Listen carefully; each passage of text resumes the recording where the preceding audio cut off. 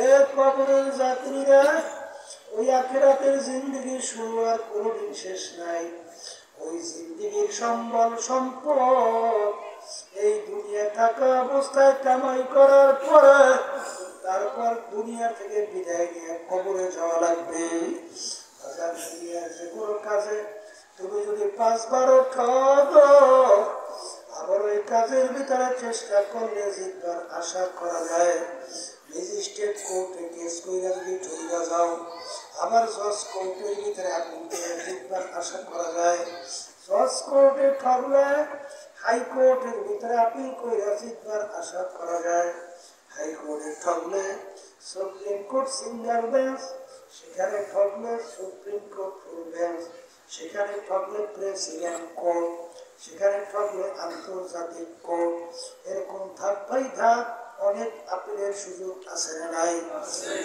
কবরের যাত্রীরা, তোমার আমার সামনে আখিরাতের 5টা মামলা দাঁড় হইয়া আছে। মৌতের মামলা, কবরের মামলা, কিয়ামতের ময়দানের মামলা।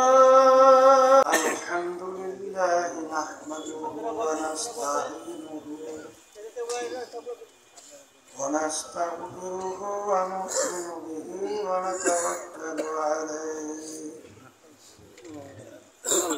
ওয়া না'উযু বিল্লাহি মিন শুরুরি আনফুসিনা।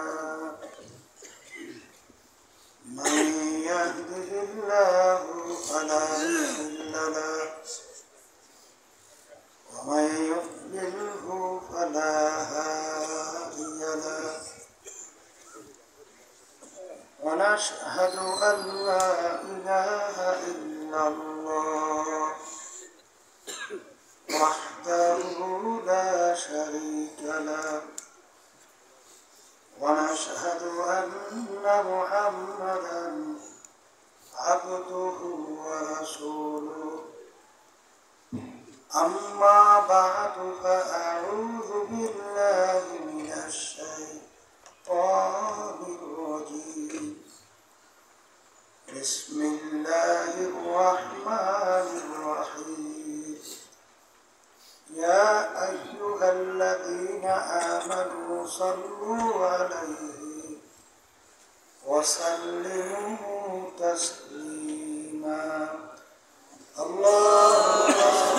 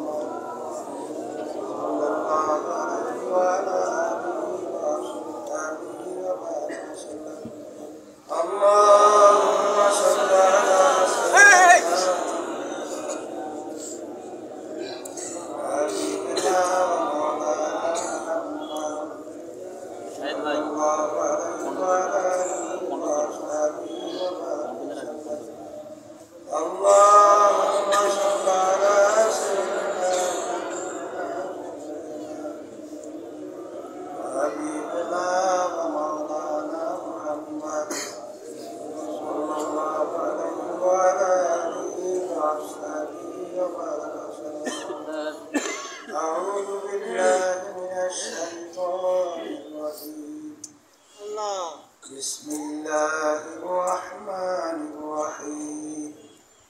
ألف لام ميم. ذلك الكتاب لا ريب فيه هدى للمتقين الذين يؤمنون بالغيب. صدق الله العلي العظيم. শুকরিয়া আদায় করতেছি মহান রব্বুল আলামিনের দরবারে। রব্বুল আলামিন ফিতনা ফাসাদের যুগে দুনিয়ার সমস্ত কাজ থেকে বিরত রেখে উলামায়ে কেরামদের মজলিস, জাকিরিন, শাকিরিন, সাদিকিন অনেক আল্লাহর খাস বান্দারা এই মজলিসের মধ্যে আছে, যাদের সঙ্গে আমাদের জীবনে একটা সময় আল্লাহ রাব্বুল আলামিন কাটাবার সুযোগ করে দিয়েছেন। শুকরিয়া দেন সবাই মিলে আলহামদুলিল্লাহ। অনেক লোকের কানে মাহফিলে দাওয়াত পৌঁছার পরেও অনেকের সুযোগ থাকা সত্ত্বেও মাহফিলে আসে নাই। আবার তালাশ করলে দেখবেন বহু দূর থেকে কষ্ট স্বীকার করে আমার অনেক ভাইরা এই মাহফিলে পাগলের মতো শুনতে চলে আসছে। মান যাত্রা মজাদা, যে যেই জিনিস পাওয়ার জন্য চেষ্টা করে ওই জিনিসে পাইয়াও যায়। দাদাজান আব্বাজান চরমনের জমিনে ঘুমায় আসছে। আমার আব্বাজান বলতেন তিনি মাহফিলে প্রথম থেকে শেষ পর্যন্ত থাইকা বাড়ি বিদায় হয়ে চলে গেলে আমল নামার মধ্যে কমপক্ষে 50 লক্ষ নেকি এরকম জমা হতেই পারে না। নিয়ত যাদের সহি, আল্লাহকে রাজি খুশির উদ্দেশ্যে যারা মাহফিলে আসছি, রব্বুল আলামিন তাদের আমল নামার মধ্যে লক্ষ লক্ষ নেকিও দান করবে। এত নেকি পাওয়া যাবে জানার পরেও আশেপাশে রাস্তাঘাটে দোকানে বাজারে ঘরে অনেক আমার ভাইরা দুনিয়ার বিভিন্ন গল্পের ভিতরে লিপ্ত আছে। কেউ টেলিভিশন সাইরা ড্যান্স গানে লিপ্ত, কেউ বিভিন্ন হারাম কাজে টাসের আড্ডায়, জুয়ার আড্ডায়, মদের আড্ডায়। সুযোগ থাকা সত্ত্বেও মাহফিলে আসে নাই। না আসার কারণ হিসাবে আমার আব্বাজান রহমাতুল্লাহি আলাইহি বলতেন বুঝের অভাব, আর এই বুঝের জন্যই মাহফিলের ব্যবস্থা। আল্লাহ রাব্বুল আলামিনের কাছে দোয়া করেন, রব্বুল আলামিন আপনি আমাদেরকে দ্বীনের সহি বুঝ দান করেন। হাদিসের ভিতরে আসছে আল্লাহ রাসূল সাল্লাল্লাহু আলাইহি ওয়াসাল্লাম বলেছেন, মান ইউরিদিল্লাহু বিহি খায়রান ইউফাক্কিহু ফিদ্দীন। আল্লাহ যাকে ভালোবাসেন, ইচ্ছা করেন, তাকে দ্বীনের সহি বুঝ দান করেন। পাশাপাশি একটা কথা মনে রাখা লাগবে, হেদায়েত কিন্তু কোনো পীরের হাতে নাই, কোনো বাবাদের হাতেও নাই, কোনো দলের নেতা নেত্রীর হাতেও নাই। হেদায়েত একমাত্র আল্লাহর হাতে। অনেকে মনে করে পীরের কাছে মুরিদ হয়েছি, বাবার দরবারে আসা যাওয়া করি যথেষ্ট, পীর বা বাবা আমাকে নাজাত করে জান্নাতের ব্যবস্থা করবে। জোরে বলেন নাউজুবিল্লাহ। পীর তো ভালো কথা, পীরের বাবারও কারো শক্তি নেই যে কাউকে নাজাত করে জান্নাতের ব্যবস্থা করা আছে। আমার ভাইদেরকে বলবো, পর্দালে মা বোনরা যারা শুনতেছেন, এখন বলতে পারেন হুজুর তাহলে পীর কাকে বলে, পীরের কাজটা কি? পীর একটা ফার্সি শব্দ, আরবিতে বলা হয় মুর্শিদ, আর বাংলা অর্থ হলো পথ প্রদর্শক। যেমন আপনি চিটাগাংয়ের রাস্তা চেনেন না, যে আপনাকে চিটাগাংয়ের রাস্তা দেখাবে সেই হলো পীর। ওই পথে চলা বা না চলার দায়িত্ব আপনার এবং আমার, আর মানজিলে মাকসুদে পৌঁছাবার মালিক হলো আল্লাহ। কথা ঠিক কিনা? পীরের কাজ হলো পথ দেখানো, ওই পথে চলার দায়িত্ব আপনার এবং আমার। উদ্দেশ্যে পৌঁছাবার মালিক কিনা? আল্লাহ। এখন পীর বা মুরব্বী, সে যে আপনাকে আমাকে পথ দেখাবে, নিজের মন গড়া কোনো পথ দেখাতে পারবে না। পারার কারণ কি তাও তো জানা লাগবে। কারণ প্রায় 1500 বছর আগে আল্লাহ রাসূল সাল্লাল্লাহু আলাইহি ওয়াসাল্লাম সাহাবায়ে কেরামদেরকে লক্ষ্য করে বলছিলেন, হে আমার সাহাবারা, তারাকতু ফীকুম আমরাইন লাম তাদিল্লু মা তামাসসাকতুম বিহিমা কিতাবাল্লাহ ওয়া সুন্নাতা রাসূলিহি। আল্লাহ রাসূল সাল্লাল্লাহু আলাইহি ওয়াসাল্লাম বলছেন, আমি তোমাদের কাছে দুইটা জিনিস রেখে গেলাম। কয়টা জিনিস? যদি দুইটাকে তোমরা মজবুত করিয়া শক্ত করে ধরতে পারো, তোমরা ধ্বংস হবে না, জাহান্নামে যাবে না। কয়টা জিনিস? একটা হলো কোরআনুল কারীম, আল্লাহর কিতাব, আর একটা হলো সুন্নাহ। এক কথায় যেই পীর বা যেই মুরব্বী আপনাকে আমাকে কোরআন এবং হাদিস অনুযায়ী পথ দেখাবে, সেই পীর বা সেই মুরব্বীর কথা আমরা মানব। আর কোরআন এবং হাদিসের বাহিরে পীর তো ভালো কথা, সে যে হোক, বাপ মাও যদি হয়, বাপ মায়ের কথাও মানা যাবে না। কথা ঠিক কিনা? পীরের কাজ কি? বলেন কোরআন এবং হাদিস অনুযায়ী পথ দেখানো, কথা ঠিক হবে ঠিক? ওই পথে চলা বা না চলার দায়িত্ব আপনার এবং আমার। উদ্দেশ্যে পৌঁছাবার মালিককে, কথা ঠিক কিনা? এখন পীর বা মুরব্বী কোরআন এবং হাদিসের বাইরে পথ দেখাতে পারবে না। এখন কোনটা কোরআন এবং হাদিসের রাস্তা, এইটা নিয়ে বর্তমানে কিন্তু সমাজে বিভিন্ন ধরনের তর্ক বিতর্ক দলাদলি বিভিন্ন ঝামেলা আছে। যেটা বলেন কথা ঠিক। আমার বাজানদেরকে বলবো, পর্দালে মা বোনের যারা শুনতেছে, আল্লাহ রাসূল সাল্লাল্লাহু আলাইহি ওয়াসাল্লাম প্রায় 1500 বছর আগে সাহাবায়ে কেরামদেরকে লক্ষ্য করে বলছিলেন, এ আমার সাহাবারা, আমার আগের নবীর উম্মতদের মধ্যে 71-72 দল ছিল। আমার উম্মতের ভিতরে 73টা দল হবে। কয়টা দল হবে? আল্লাহ রাসূল সাল্লাল্লাহু আলাইহি ওয়াসাল্লাম বলেন, এই 73 দলের মধ্যে 72টা দল ধ্বংস হইয়া জাহান্নামে চলে যাবে। একটা দল শুধুমাত্র নাজাত পেয়ে জান্নাতে যাবে। হাদিস কিন্তু সহিহ হাদিস। এই তিরমিজি শরীফের হাদিস, মিশকাত শরীফের হাদিস। আল্লাহ রাসূল সাল্লাল্লাহু আলাইহি ওয়াসাল্লাম বলেন, আমার উম্মতের দল হবে কয়টা? বলেন 73। এর ভিতরে ধ্বংসপ্রাপ্ত হয়ে জাহান্নামে কয় দল? আর নাজাত পেয়ে জান্নাতে যাবে কয় দল? যত সহজ মনে করেন অত সহজ।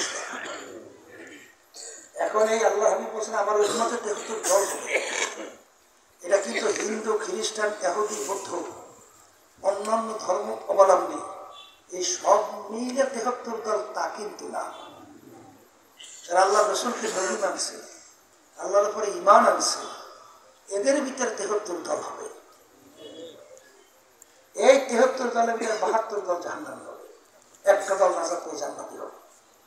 সাহাবায়ে কেরাম প্রশ্ন করছিলেন, আল্লাহ রাসূল সাল্লাল্লাহু আলাইহি ওয়াসাল্লাম, আপনার উম্মতের ভিতরে 73 দল হয়, এর ভিতরে 72 দল যদি জাহান্নামী, এক দল বেহেশতি হয়, কোন দল বেহেশতি হবে তার পরিচয়টা কি? তখন পরিষ্কার আল্লাহ রাসূল সাল্লাল্লাহু আলাইহি ওয়াসাল্লাম হাদিসের ভিতরে পরিচয় দিয়েছেন, মা আনা আলাইহি ওয়া আসহাবি। মুখস্থ রাখেন, আল্লাহ রাসূল বলতেছেন আমি এবং আমার সাহাবারা, বলেন যেই পথ, যেই মত, যেই নীতি আদর্শ, যেই সূরা সিরা, যেই আকীদার মধ্যে আছে, কিয়ামত পর্যন্ত যারাই এই নিয়মে থাকবে তারাই নাজাত পেয়ে জান্নাতে যাবে। এখন আমার বাজানদেরকে বলবো, কবরে কোনো দলাদলি আছে? কোন পীরের মুরিদ এই পরিচয় আছে? আচ্ছা, কোন বংশের লোক এই পরিচয় আছে?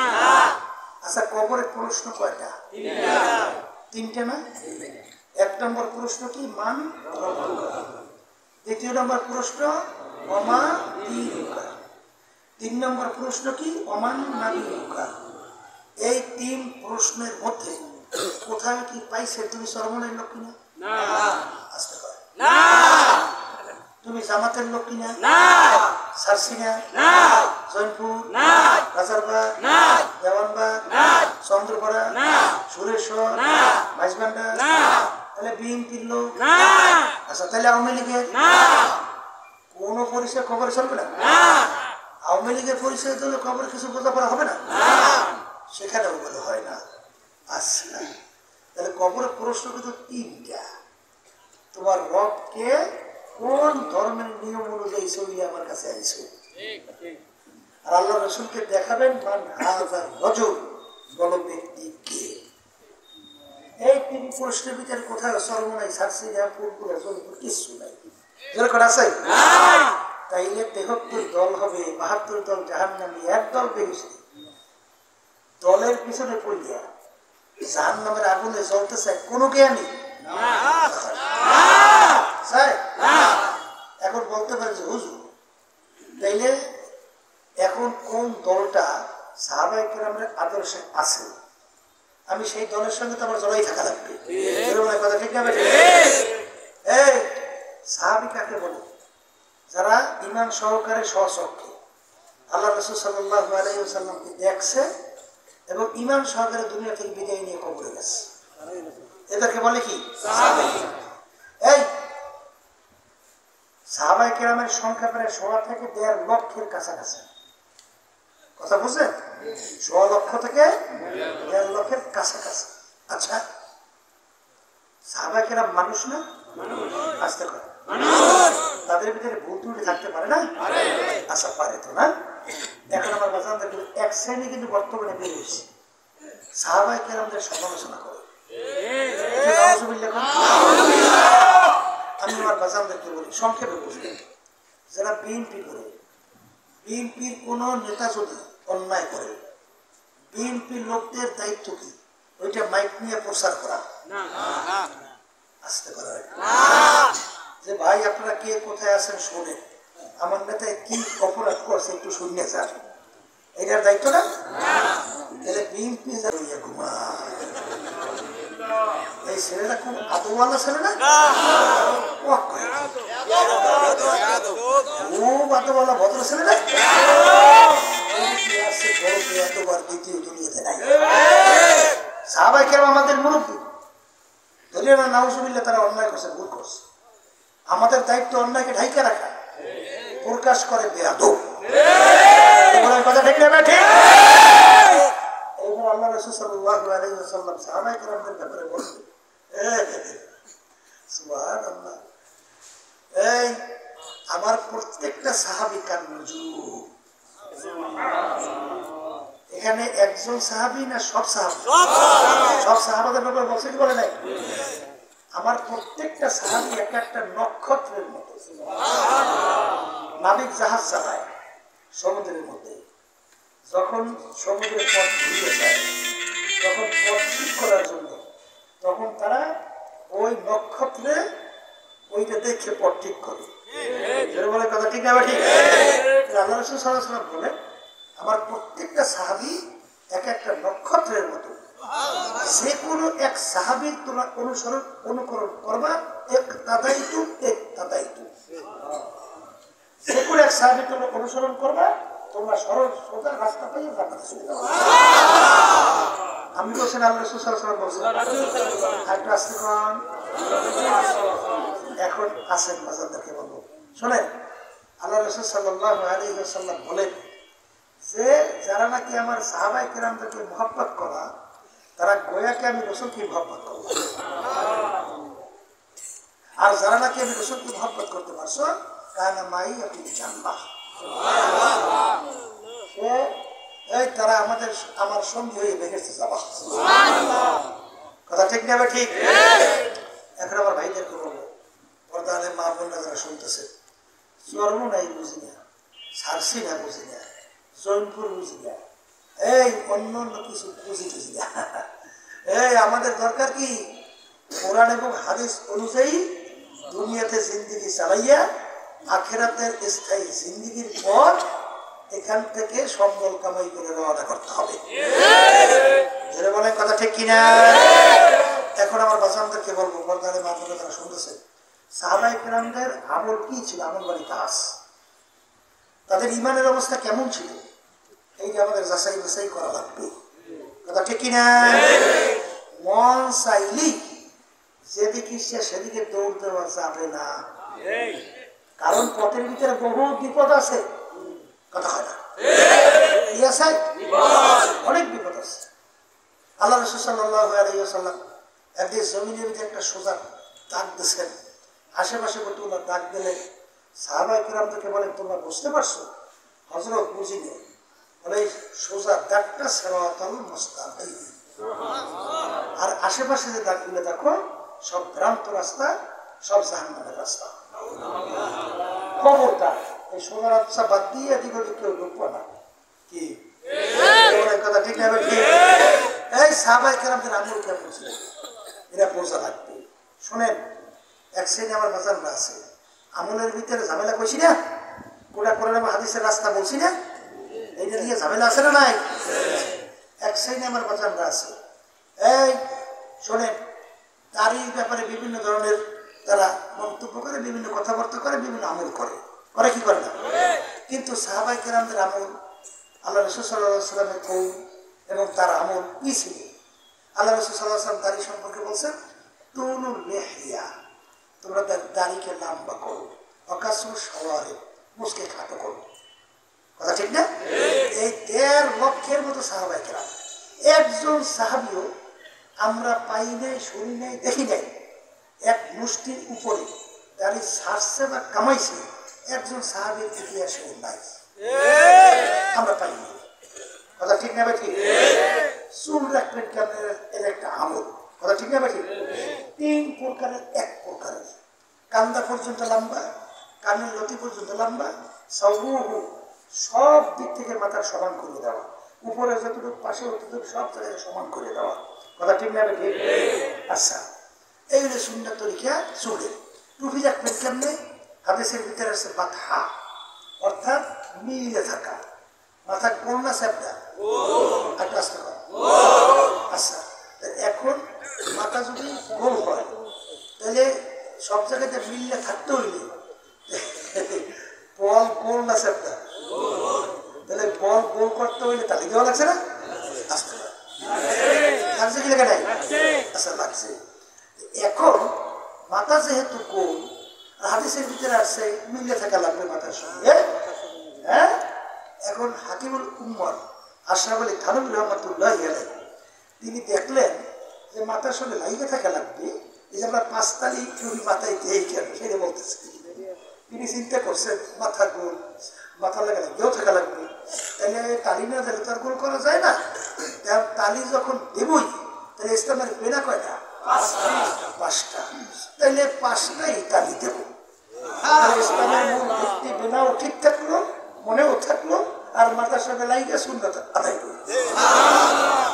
আবার এই কথা বললে বুঝছেন না যে অন্য অন্য টুপিতে বলে সুন্নাত আদায় হবে না। না, শোনেন, সেই যে বিজাতিদের ক্যাপ ক্যাপ ক্যাপ পর্যন্ত ওরা টুপি দেয়, বিজাতিরা দেয় না, হিন্দুরা দেয় না, দেখছেন না? গান্ধী টুপি কয়, অমর টুপি কয় না, এই গান্ধী ক্যাপ।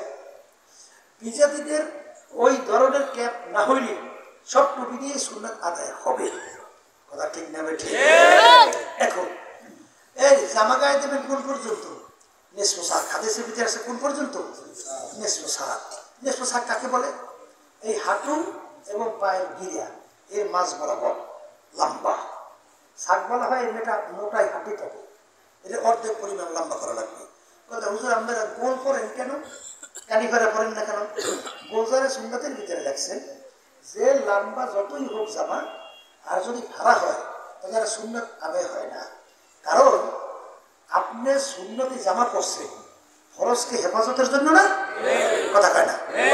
আচ্ছা, লম্বা জামা যদি আপনি নিসফু সাক পর্যন্ত পরেন, এই অনেক সময় পায়জামা নরম টরম হয়ে যেতে পারে না, লুঙ্গি নরম টরম হয়ে যেতে পারে না, শেষদার সময় অনেক সময় তো ঘাম গরমে এই পিছন দিয়ে তো টান লাগতে পারে, তখন তো নরম হইলে সমস্যা হইতে পারে কি পারে না? তখন তো ফরজ তরফ ভালো কথা সব শেষ। কিন্তু যদি সুন্নতি জামা আপনার গোল হয় তাহলে আল্লাহর রহমতে লুঙ্গি না থাকলেও কোনো সমস্যা নাই, ফরজ ঠিক আছে। কথা ঠিক আছে। এরপরে ঝামেলা আছে, প্রসাব খানায় গেছে, ময়লা জায়গায় প্রসাব করতে বলছে, ওই কানি পরে জামা কিন্তু ধরবে না, বড় কষ্ট। পিছনটা কায়দা করে পড়িয়েই যেতেছে, কি যায় কি যায় না, তখন কিন্তু ওই ময়লা লাগবেই পারে। কিন্তু গোল জামায় সুবিধা আছে। কথা ঠিক আছে। তবে মুরব্বিয়ানে কেরাম অনেকে কিন্তু লম্বা কানিপারা জামা পরছে, পরছে কি পরে নাই? এই জন্য জামা হবে লম্বা এই পর্যন্ত। আর এই পায়জামা পরবেন, লুঙ্গি পরবেন কোন পর্যন্ত? টাকনুগিরের উপরে। কোন পর্যন্ত? টাকনুগিরের নিচে যদি আপনি কিছু পরেন, এইটা কিন্তু হারাম কমিয়ে দিতে হবে।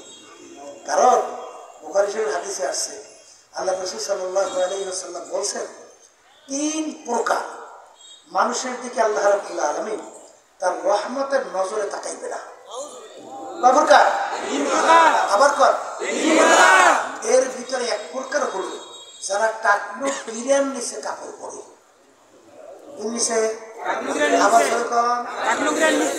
একই বুখারী শরীফের হাদিস শুনাইছি, আল্লাহ রাব্বুল আলামিন তাদের রহমতের নজরে তাকাবে না। অত সহজ মনে করি না মিয়া। এই জন্য আমার বাজানদেরকে বলবো, শোনেন,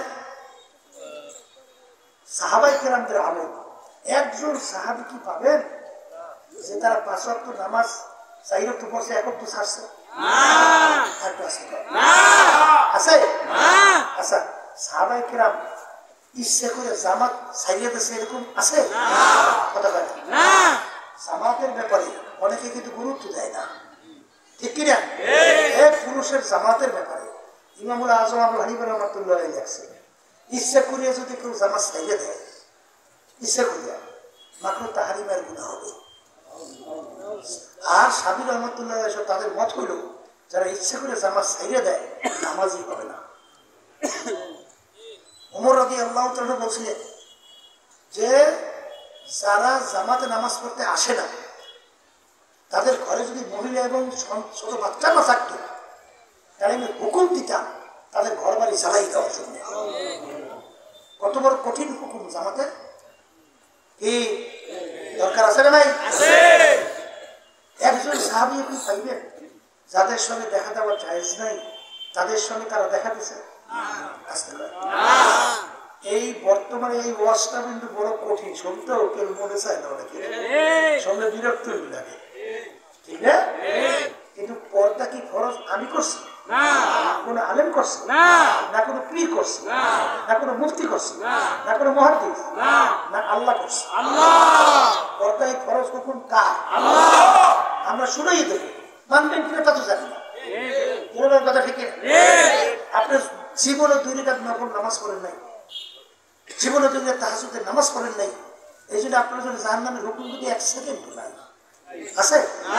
যদি একবার যদি আপনি ইচ্ছা করে বেপরদা হন, যাদের সঙ্গে দেখা দেওয়া জায়েজ নাই, তাদের সঙ্গে যদি আপনি ইচ্ছা করে দেখা দেন, কমপক্ষে একটা কবিরা গুনাহ হবে। আর একটা কবিরা গুনাহের জন্য কমপক্ষে 7000 বছর জাহান্নামের আগুনের ভিতরে জ্বলতে হবে। এই জন্য পর্দা কি আমার জন্য কোন? তাহলে সাহাবায়ে কেরাম কি কোনো ব্যাপার হয়েছিল? আর বর্তমানে এক সাইডে নিয়ে দিয়েছে না বাবারা, এই বাবাদের দরবারে আসা যাওয়া করে, মহিলা পুরুষ একত্রিত হয়ে বেপরদার অবস্থা, এরপর আসে আর যায়, আছে না নাই? বাজার ভালো করে সেই দেখে ওরা সাহাবায়ে কেরামদের আমল না আসতে পারে, কথা ঠিক? বর্তমানে একদম বেরোইছে, ভালো করে বুঝেন। বাবার দরবারে যাই হাজর করে, বাবার সামনে মাথা নত করে, নাউজুবিল্লাহ, বাংলাদেশে আছে, বাবার সামনে সেজদা করে, জোরে কেন নাউজুবিল্লাহ।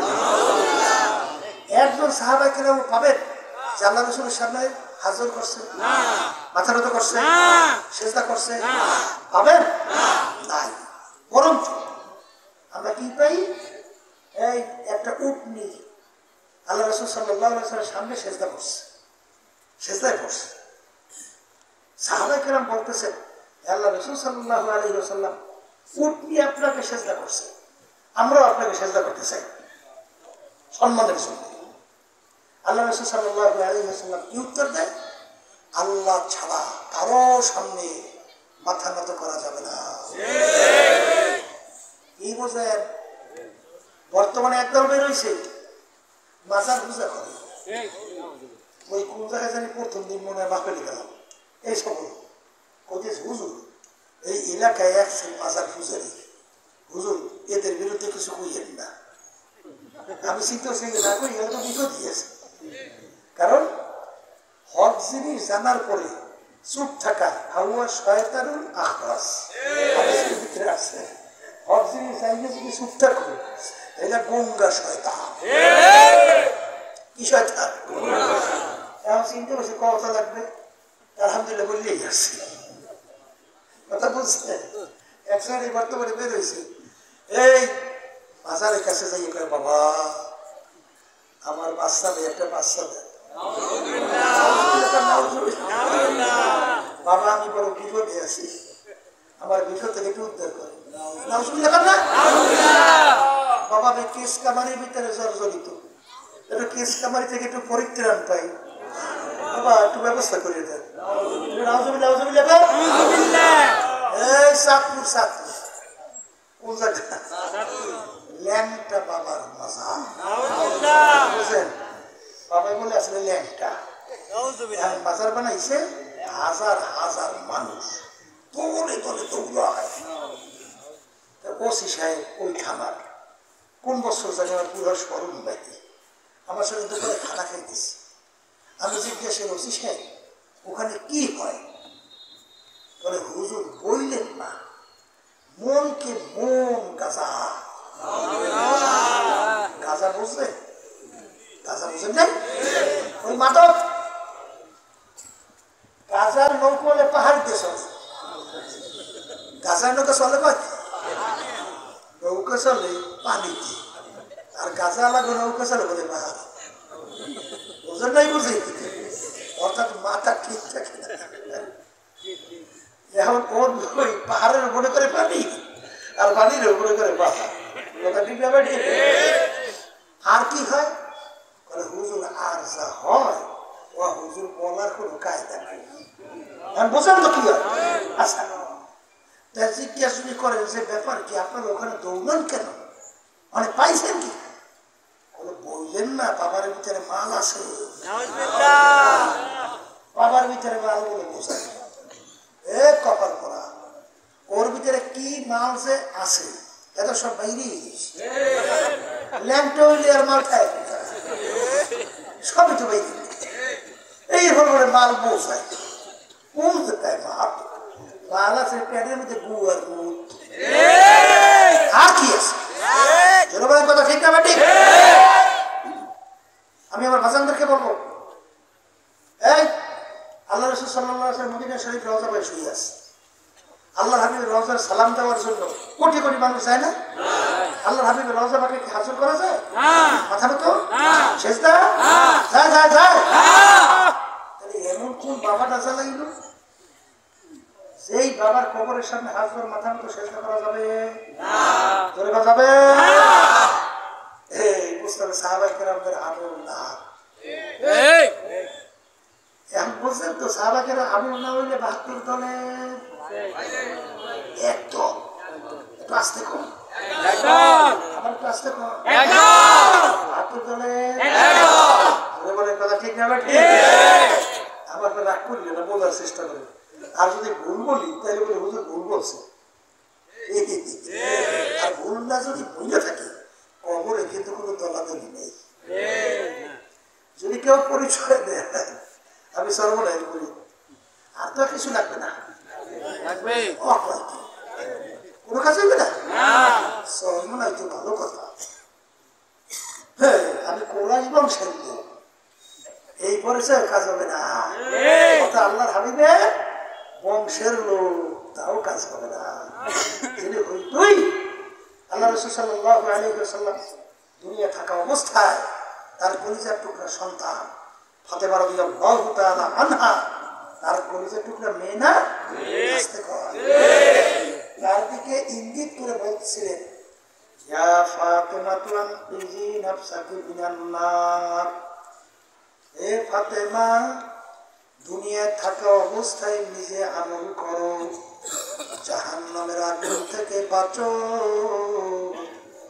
এরপরে অন্ধকার কবরে যাই আসো। ও ফাতেমা যদি কবরে পরিচয় দাও আমি আখিরি জামানার নবীর মেয়ে। আল্লাহ রাসূল সাল্লাল্লাহু আলাইহি ওয়াসাল্লাম বলেন, ফাতেমা রে এই পরিচয় কবরে কোনো কাজ হবে না। এক কবরের যাত্রীরা আল্লাহ রাসূল সাল্লাল্লাহু আলাইহি ওয়াসাল্লাম যদি তার মেয়ের ব্যাপারে কবরে কোনো নাজাতের গ্যারান্টি দিতে না পারে, এমন কোন পীর আছে, এমন কোন দল আছে, এমন কোন দলের নেতা নেত্রী আছে যে আপনাকে আমাকে নাজাত করে জান্নাতের ব্যবস্থা করতে পারবে? এটা জোরে মুখ খুলে বলেন পারবে? আবার জোরে কোন পারবে? যদি নাই পারে আমার বাজানদেরকে বলবো, পর্দার আড়ালের মা বোনেরা যারা শুনতেছেন, বাজান দুনিয়ার জিন্দেগি একটু মাঝে মাঝে চক্ষু বন্ধ করো, এরপরে একটু মুরাকাবা করো, তারপর দুনিয়া থেকে বিদায় নিয়ে কবরে রওনা করো।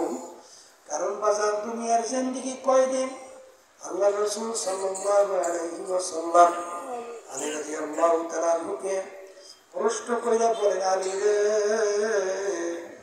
এই তোমার মৌতকে তুমি কত দূরে মনে করো? আলী রাদিয়াল্লাহু তাআলা আনহু বলেন, হে আল্লাহর রাসূল, আমি যখন নামাজের জন্য ওযু করতে যাই তখন আমি খেয়াল করি আমার জীবনের শেষ ওযু এইটাই হইতে পারে, সামনের ওয়াক্তের নামাজের জন্য ওযু করার সুযোগ আর নাও পাইতে পারি। আল্লাহ রাসূল সাল্লাল্লাহু আলাইহি ওয়াসাল্লাম বলেন, আলী তুমি ভুল করছো রে আলী, মওত তো এত দূরে না। ও আলী, এক নামাজ থেকে অন্য নামাজ আসতে মাঝখানে অনেক সময়ের ব্যবধান। আলী, মওত তো এত দূরে না। ও আলী, তুমি যখন নামাজের মধ্যে ডান দিকে সালাম ফিরাও তখন তুমি খেয়াল করো বাম দিকে সালাম ফিরাতে পারি কিনা। তুমি মওতকে এইভাবে মনে করো। বাজান, এই হলো দুনিয়ার জিন্দেগি আর আখিরাতের জিন্দেগি। আল্লাহ রাসূল বলেন, ও আমার উম্মতেরা, ও আমার সাহাবারা, তামাম দুনিয়া যদি একটা গোডাউন বানাও, পশ্চিম থেকে পূর্ব, উত্তর থেকে দক্ষিণ, জমিন থেকে আসমান, এই আসমান জমিনের দূরত্ব কত আজ পর্যন্ত হিসাব করে বের করার কারো কোনো শক্তি নাই। তবে এতটুকু বুঝি, দুনিয়ার থেকে আমরা যে সূর্যটা দেখতেছি, এই সূর্য দুনিয়ার থেকে 9,30,00,000 মাইল দূরে আছে।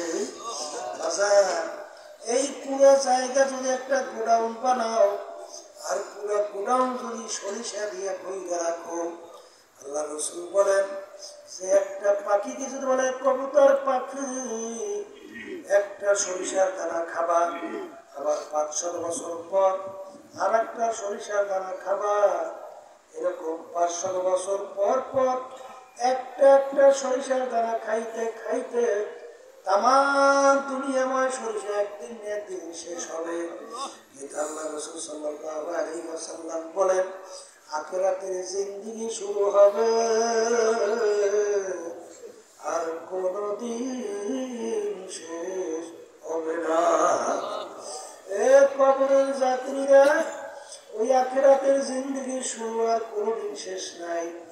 ওই জিন্দেগির সম্বল সম্পদ এই দুনিয়া থাকা অবস্থায় কামাই করার পরে তারপর দুনিয়া থেকে বিদায় নিয়ে কবরে যাওয়া লাগবে। দুনিয়ার যে কোনো কাজে তুমি যদি 5-12 আবার ওই কাজের ভিতরে চেষ্টা করলে জিতবার আশা করা যায়।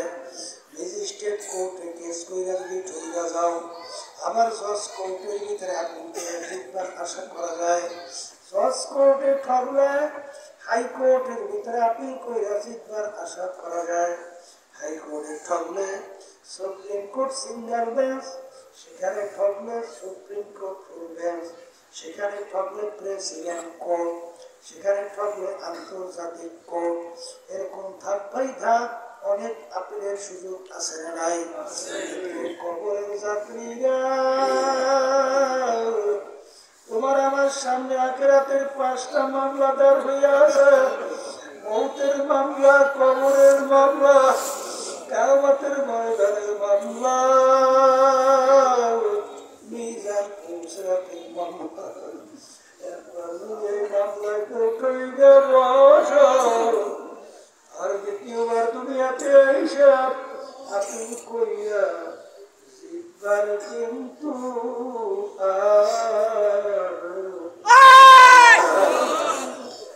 আমার বাবাদেরকে বলো, পর্দারের মানুষদেরকে বলবো, এ দুনিয়ার থাকুক আমার বাবারা। আরে একটি আল্লাহ হাবিব সাল্লাল্লাহু আলাইহি ওয়াসাল্লাম বসা, জিবরাইল আলাইহিস সালাম আসছে। এইভাবে সচরাচর জিবরাইল এই সময় আসে না। আল্লাহ রাসূল সাল্লাল্লাহু আলাইহি ওয়াসাল্লাম বলেন, ভাই জিবরাইল, এরকম সময় তো আপনি সচরাচর আসেন না, আপনি এই সময় কেন আসলেন? জিবরাইল আলাইহিস সালাম বলেন, হে আল্লাহর রাসূল, আমাকে আমার মাওলা বেহেশত এবং জাহান্নামকে দেখাইছে এবং বেহেশতের চতুর্পাশ এবং জাহান্নামের চতুর্পাশ দেখাইছেন। আমার মালিক বেহেশত এমন সুন্দরভাবে সাজে সজ্জিত করছে, এমন সুন্দর যা কোনোদিন কেউ চোখ দিয়ে দেখে নাই, কোনোদিন কানেও শোনে নাই, কোনোদিন কল্পনাও আসে নাই। এত সুন্দর, এত সুন্দর, তার চেয়েও সুন্দর। আর জাহান্নাম আমার মালিক এমন ভাবে সাজাইছে, ওরা যাব গজবের কথা এত ভয়াবহ যা কোনোদিন মানুষ দেখে নাই, কোনোদিন শোনে নাই, কল্পনায় আসে নাই, তার চেয়েও কঠিন। হে আল্লাহর রাসূল, কিন্তু জাহান্নামের চতুর্পাশে আমার মাওলা এমন ফুলের বাগান তৈরি করছে, সেই ফুলের বাগানে ঢুকলে মন বের হইতে চায় না। আর বেহেশতের চতুর্পাশে কাটা তারার বেড়া, যখন আল্লাহর বান্দা বান্দি বেহেশতে ঢুকতে যাবে, কাটা তারার গুতা লাইগা ফিরে যায় নাকি আমার ভয় করতেছে। বাজার কাটা তারার বেড়া, ফুলের বাগান কোনটা? বাজার এ আমার যুবক বাবারা, এ আমার যুবতী মেয়েরা, আরে যুবক মেয়েরা যুবক মেয়েদের সঙ্গে আড্ডা মারতে কত মজা। কিন্তু আল্লাহ আল্লাহ রসুল বলছে, যাদের সঙ্গে দেখা দেওয়া যায় নাই, তাদের সঙ্গে দেখা দেওয়া যাবে না। বাজার গান বাজনা বেহায়াপনা অশ্লীলতা ঢোল বাদ্যের ভিতরে কত মজা। বাজার আল্লাহ রসুল বলছেন, ঢোল বাদ্যের আওয়াজ শয়তানের আওয়াজ। যখন আল্লাহর হাবিব এক কবিরের পাশ থেকে সাহাবায়ে কিরাম মদিনা রওনা করলেন, ঢোলের আওয়াজ, বাদ্যের আওয়াজ আসতেছে, আল্লাহ রাসূল সাল্লাল্লাহু আলাইহি ওয়াসাল্লাম তিনি কানের ভিতরে আঙ্গুল ঢুকাইলেন, সাহাবায়ে কিরামদেরকে আঙ্গুল ঢুকাইতে বললেন, বললেন শয়তানের আওয়াজ আসতেছে। বাজার ঢোল বাদ্য বেহায়াপনা অশ্লীলতা, এর ভিতরে যে মজার কোনো শেষ নাই। ওই ফুলের বাগানে ফুল তোলা, জোরে বলো কথা ঠিক না বেঠি? আমার যুবক বাবারা, আরে ফজরের সময় শেষ রাইতে কত মজার ঘুম। ওই সময় তো আল্লাহর পক্ষ থেকে তোমাকে আমাকে দাওয়াত দেয়, আসসালাতু খায়রুম মিনান নাওম, ঘুম হইতে নামাজ ভালো। ওই সময় ঘুমে থাকা কত মজা। ওই সময় ঘুম থেকে উঠে ওযু কইরা নামাজের মসজিদে যাওয়া, কাটার গুতা লাগা বেড়া পার হইয়া যাওয়া, আর ওই সময় রাত্রে মজা কইরা ঘুমাও, ফুলের বাগানে ফুল তোলো। বাজার রমজান মাসে গরমে রোজা রাখা, যারা মাঠে ময়দানে কাজ করে, মাগরিবের আগে আগে গলা শুকাইয়া পানি দেখলে মনে হয় পুষ্করির পানি খাইয়া ফেলবে, কিন্তু বাজার খায় না, মালিকের ভয়। আর এক শ্রেণী খানা দানা খায়, ওর কাছে মনে হয় মাওলার সঙ্গে চ্যালেঞ্জ করছে, হে আমার মালিক, তুমি রোজা ফরজ করছো, আমি মানি না, না খাইয়া দেখাইলাম, নাউজুবিল্লাহ। ওই রোজা রাখইয়া ফুলের বাগানে ফুল তোলে।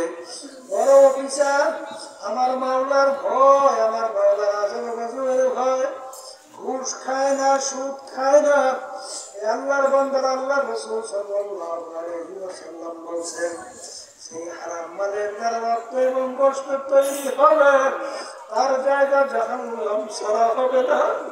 বাজার বড় অফিসার ইচ্ছা করলে বহুত টাকা ঘুষ খাইতে পারে, সুদ খাইতে পারে, বহুত টাকা লুটপাট করতে পারে, কিন্তু আল্লাহর ভয়, জাহান্নামের ভয়, ঘুষ খায় না, সুদ খায় না।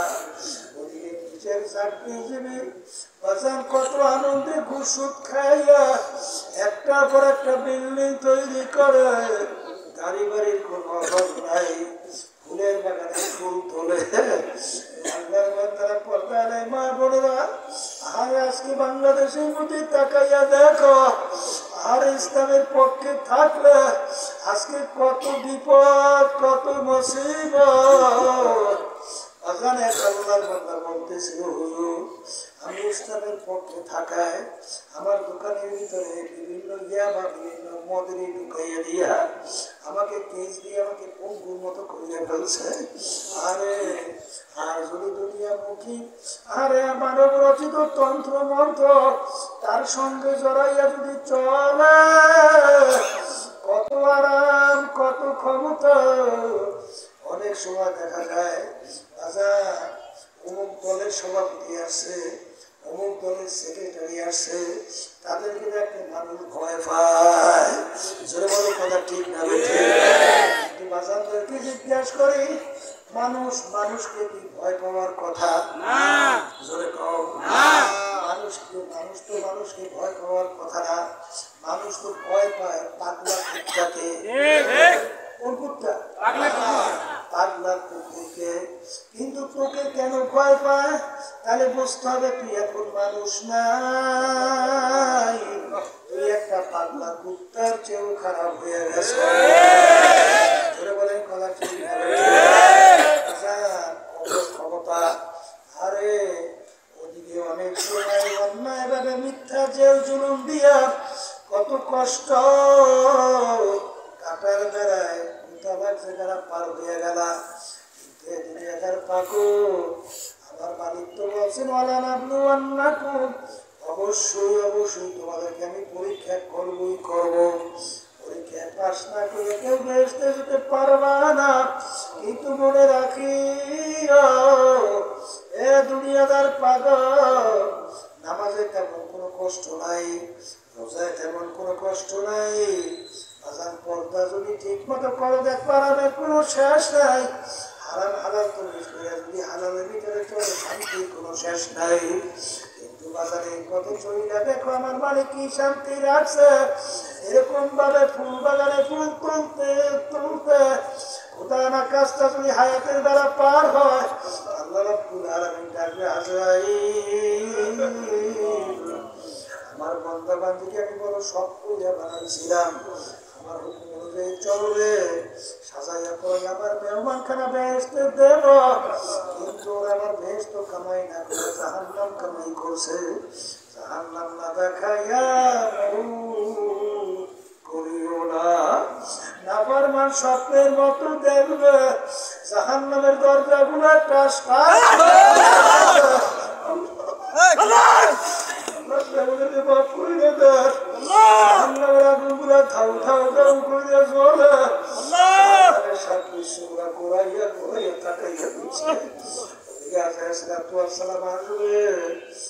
মাথা আসমানে পাও তার জমিনে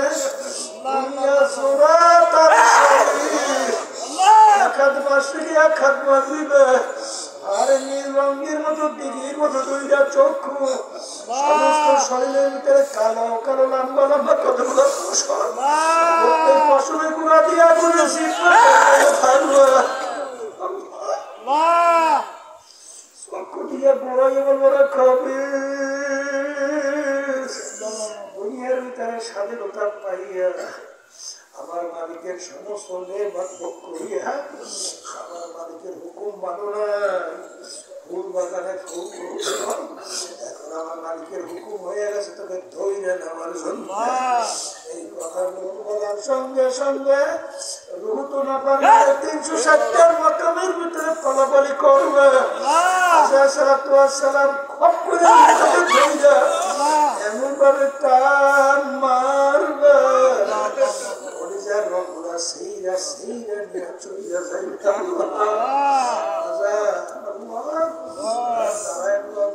শুনতেছিলাম।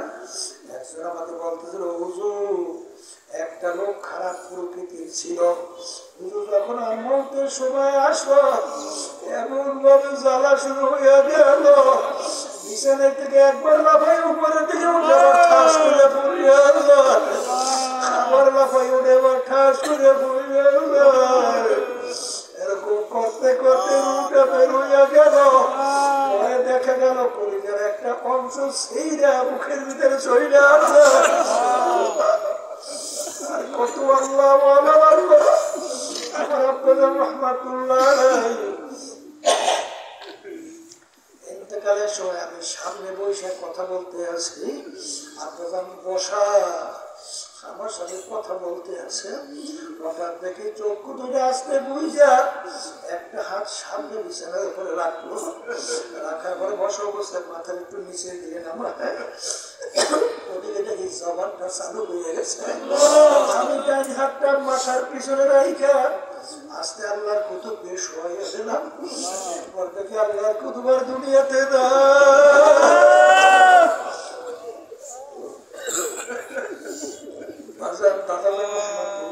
কথা শুনছিলাম আগে আগে লোকজন চতুর্পাশে বসা, দাদা বলতে আছে জায়গা দেও মেহমান।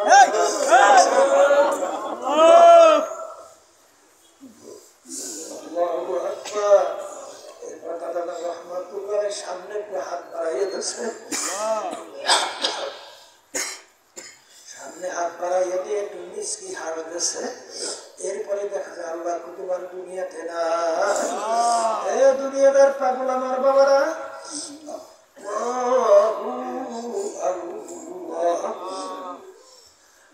এই কুড়িকেরা তার মনের মুজাহিদ ছিল, তাকে ঘুঘু মুন্সি কইয়া ডাকতো। আসলে নাম ছিল বশিরউদ্দিন মুন্সি। ঘুঘু মুন্সি কেন বলতো? রাস্তা দিয়ে হাত করে এমন ভাবে আমার মাওলার জিকির করত, মনে হয় যেন ঘুঘু বলতে বলতে রাত।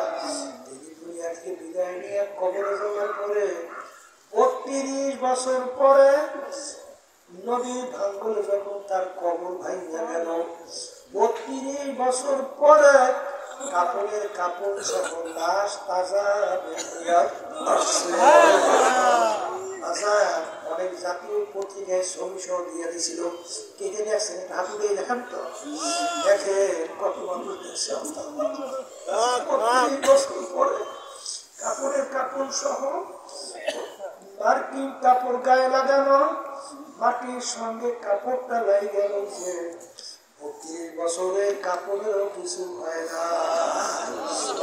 কপাল পড়া দুনিয়ার কোন যুক্তি আছে? কোন যুক্তি দুনিয়ার আছে যেটা মার্কিন কাপড় ৩২ বছর পর্যন্ত মাটির সঙ্গে লাগিয়ে থাকে, কাপড়ের কিছু হয় না? যত ঘটনার মাঝে মাঝে কবরে মালিক দেখায়। ১৪০০ বছর পরেও দুইজন সাহাবায়ে কেরামদের লাশ মোবারক পাওয়া গেছিল ইরাকের দাজলা নদীর কিনারে। বাজার একেবারে এখন ঘুমাইয়া রয়েছে।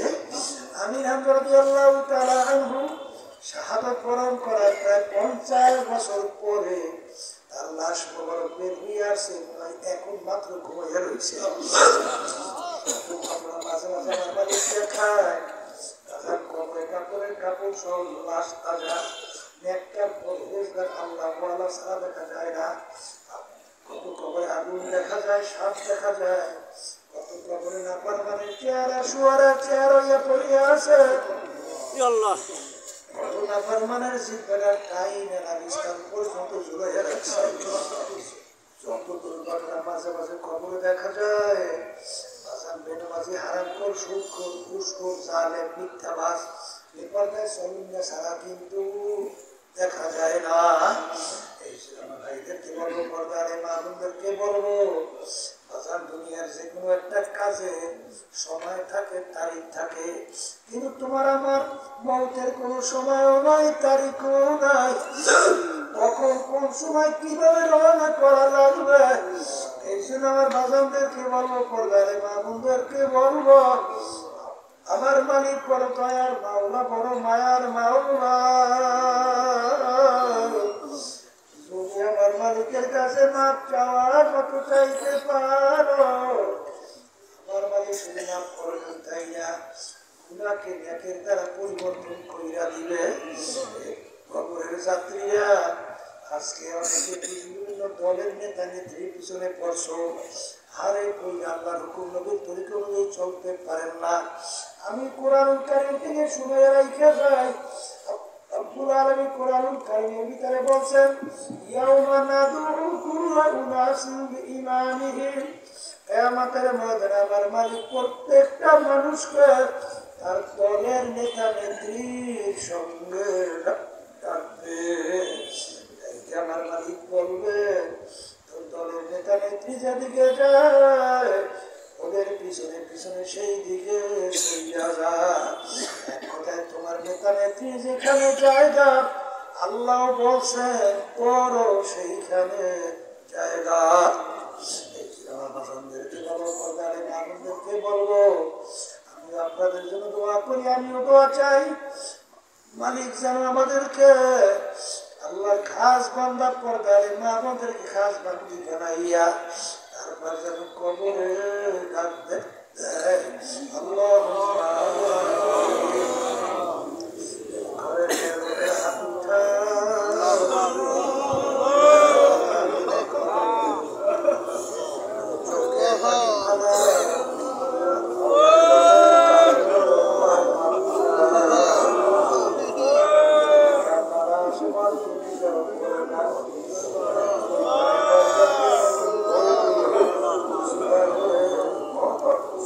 কত মেয়েলোকে শরবত খাওয়াইল, মেয়েলোকে বাতাস করলো, এমন একটা দিন আসবে এই ঘরের দরজা নিয়ে মরা লাশ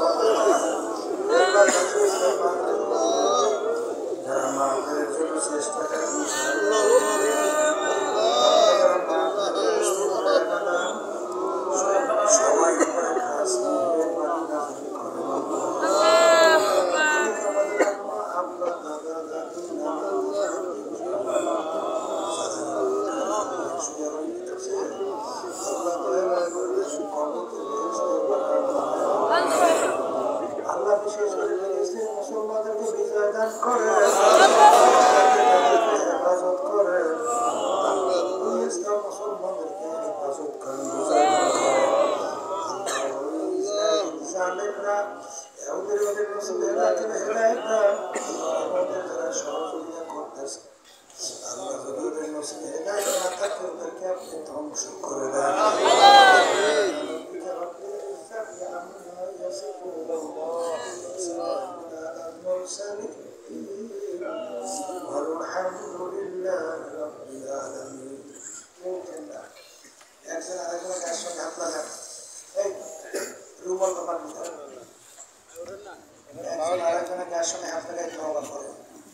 কারণ এখানে অনেক আল্লাহর খাস বান্দা আছে, আল্লাহ রাব্বুল আলামিন আপনাকে আমাকে আল্লাহর খাস বান্দা বানাইতে পারে কিনা? এই পর্দারে মা বোনেরা বসেন, এখন আরেকজন গাছের হাত লাগাতে হবে। পর্দারে মা বোনেরা যারা আছেন তারা মোমেনদের সাথে আমরা তুলনা করব। আল্লাহ আপনাদের নিয়তকে কবুল করুন। তবে একটা কথা, আমরা এখানে যারা আছি সব একটু মন চায় গুনাহ থেকে ফিরে নেকের কাজ করিয়া চোখে পানি নিয়ে কলম মরণ করে কবরে যাওয়া বাড়ি রাস্তা ঘাটে বাজার যাওয়ার পরে এই অবস্থায় আর থাকতে চাইবে না। এই জন্য আল্লাহ রাব্বুল আলামিন হুকুম ওয়াকুমা সাদিকিন, তোমরা সাদিকিন বন্ধুদের সঙ্গী হও। যাদের চরমনের কবিতা ভালো লাগে তারাই তাওবাবিতে নিয়ত করেন। বর্তমান পীর সাহেব চরমনায় তার কাছে মুরিদ হয়ে গেলাম। আল্লাহ আপনাদের নিয়তকে কবুল করে। যাদের চরমনায় তরিকা ভালো লাগে না, যে কোনো এক সহি তরিকায় যান, মালিকের পাগল হন, চোখের পানি নিয়ে কলম নরম করে কবরে যান। সবাই বলেন আউযুবিল্লাহি মিনাশ শাইতানির রাজিম। বিসমিল্লাহির রহমানির রহিম। আশহাদু আন লা ইলাহা ইল্লাল্লাহ ওয়াহদাহু লা শারীকা লাহু ওয়া আশহাদু আন্না মুহাম্মাদান আবদুহু ওয়া রাসূলুহু। তওবা কিয়ামাইনি সব बातों से आओ साकुरी कानून से आए मेरा अल्लाह इस तौबा को कबूल कर। आओ बयात किया नहीं तरीका सृष्टिया साबिया अलिया Naqshbandiya मुजाद्दलिया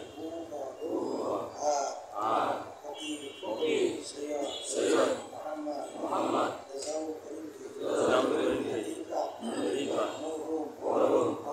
Hazrat Maulana Sayyid Muhammad Rasul Karim Sahib Ayn Allah इस तरीका मेरे नसीब आओ जमात में रसूलुल्लाह सल्लल्लाहु अलैहि वसल्लम मेरे हाशर का आमीन। শুনেন, আল্লাহ মুসলিমদের জন্য দোয়া করতেছেন। এত লোক লাইভে আবার দোয়া করবে, বহু দোয়া হবে। কেউ উঠেন না, বিশৃঙ্খলা হয়। কয়েকদিন কষ্ট করে বসে তারপর উঠবেন। দোয়ার আগে কয়েকটা কথা। ডাক্তারের কাছে গেলেই কিন্তু হয় না, প্রিসক্রিপশন অনুযায়ী ঔষধ না খেয়ে রোগ ভালোর আশা করা যায় না। আব্বাজান রহমাতুল্লাহি আলাইহি বলতেন, মুরিদ হইলেই হয় না। পরীক্ষার 5 ঔষধ পুরুষের জন্য আর মহিলাদের জন্য 2 ঔষধ। আব্বাজান বলতেন, ঠিক মতো পালন করে দেখো, আল্লাহর রহমতের ভরসা করে বলতে পারি, শয়তান এবং নফস আল্লাহর ফজল করবে, তোমাদেরকে গুনার কাজের কাছেও যেতে পারবে না। লক্ষ লক্ষ মানুষ এই ঔষধ পরীক্ষা করে দেখছে, কেউ ঠকছে না। আগে নামাজ ভালো লাগতো না, এখন হুশ থাকতে নামাজ ছাড়তে পারে না। এক নম্বর সকাল সন্ধ্যা আল্লাহর জিকির করো, কার জিকির? 2 নম্বর ঔষধ আল্লাহর কিতাব পড়া লাগবে। অনেকে নবীন নাটক নাস্তিকদের বই বই দেড় পাথরের মতো শক্ত হয়েছে। আল্লাহর কিতাব পড়ে শক্ত পাথর দিয়ে মমির মতো করিয়ে যায়। আব্বাজান দাদাজান আল্লাহর কিতাব নিয়ে এই মাঠের করোনার এই পিছনে মুজাহিদ প্রকাশনার ব্যানার লাগাই বসা আছে। ওই কিতাব নিয়ে নিজেরা পড়িয়ে মা বোনকে নিয়ে পড়িয়ে ওখানে অনেক কিতাব পাবেন। মাওলানা কারিমিয়া আব্বাজানের ওয়াজ, সাতাইশ টাকা দাদাজানের কিতাব, নারী কোথায় ভুল করে, তারপর ওলামাদের সফলতার নতুন রহস্য সহ অনেক কিতাব পাবেন। মুমিনের হাতিয়ার আর অনেক কিতাব পাবেন, নিয়ে যাবেন। এই 2 ওষুধ মহিলাদের জন্য। 3 নম্বর সপ্তাহে হালকা জায়গায় তালিমে থাকা লাগবে। 4 নম্বর মাসিক ইস্তেমা কষ্ট সব বুঝে থাকা লাগবে। 5 নম্বর চরমনাকে বছর 2 বার মারবে, বিনা ওষুধে কামাই দেওয়া যাবে না। যারা চরমনায় গেছেন দেখছেন, ওই জমিনে আল্লাহ আলাদা একটা বরকত রাখছে না? আল্লাহ যাওয়ার তৌফিক দান করুন। এই কাঠটা দাদাজান করে গেছেন, আব্বাজান নিয়ে আসলেন, আমিও নিয়ে আসছি। আব্বাজান বলতেন বরকতি কাঠ। যারা ব্যবসা করেন ক্যাশ বাক্সে নিয়ে রাখেন, আল্লাহ ব্যবসায় বরকত দান করবেন। যারা ব্যবসা করে ঘরে নিয়ে রাখেন, আল্লাহ বিভিন্ন বিপদ আপদ থেকে হেফাজত রাখবেন। সবাই নেবেন না। যারা বছরে যখন এক সময় 500 অথবা 10 চাউলের মূল্য চরমনাই মাদ্রাসা দিনটা বলিয়ে দেবেন, তারাই নেবেন, বাকি না। এখন বিভিন্ন বালা মসজিদের জন্য অনেক দোয়া চাইছে, হাতুড়ে দোয়া করে আল্লাহ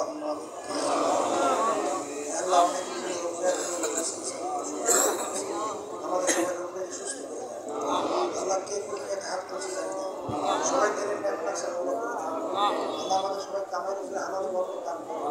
ব্যবসা বাণিজ্য আমাদের সকলে হেফাজত করুন, হেফাজত রাখেন। আল্লাহ বিশেষ করে পর্দারে মা আপনারা কোন নিয়ে হাত করছে জানি না, সবাই দেবেন এক মাকসাদ করে